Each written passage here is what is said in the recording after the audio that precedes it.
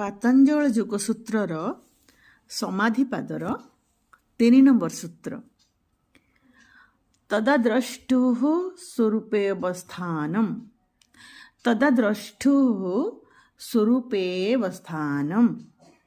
ତାର ଓଡ଼ିଆ ଅର୍ଥ ହେଲା ସେତେବେଳେ 2 ନମ୍ବର ଶ୍ଲୋକ ଯେଉଁ ସୂତ୍ର ରହିଛି ତା ସହିତ ଏଟା ଲିଙ୍କ।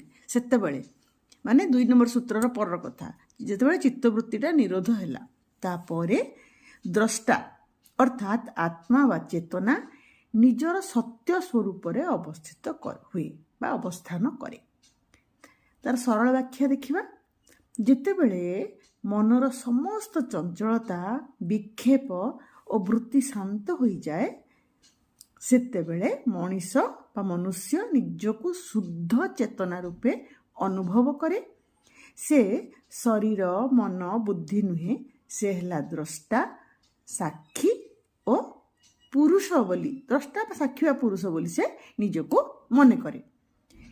এই ଶବ୍ଦ ଗୁଡ଼ାକର ଯଦି ଆମେ ଅର୍ଥ ଦେଖିବା, ଦ୍ରଷ୍ଟା, ଦ୍ରଷ୍ଟା ମାନେ ପୁରୁଷ ବା ଆତ୍ମା, ସ୍ୱରୂପ ମାନେ ଶୁଦ୍ଧ ଚେତନା, ଅବସ୍ଥାନ ମାନେ ଦୃଢ଼ ଭାବରେ ଅବସ୍ଥିତ ହୋଇ ରହିବା। ତାହେଲେ এই ସୂତ୍ରର ଅର୍ଥ କ'ଣ ହେଲା ନା ମୁକ୍ତି ବା ସମାଧି କୌଣସି ନୂତନ ଜିନିଷ ପ୍ରାପ୍ତି ନୁହେଁ, ବରଂ ନିଜର ସତ୍ୟ ବା ପ୍ରକୃତ ସ୍ୱଭାବକୁ ଫେରି ଆସିବା, ପ୍ରକୃତ ସ୍ୱଭାବରେ ଅବସ୍ଥାନ କରିବା।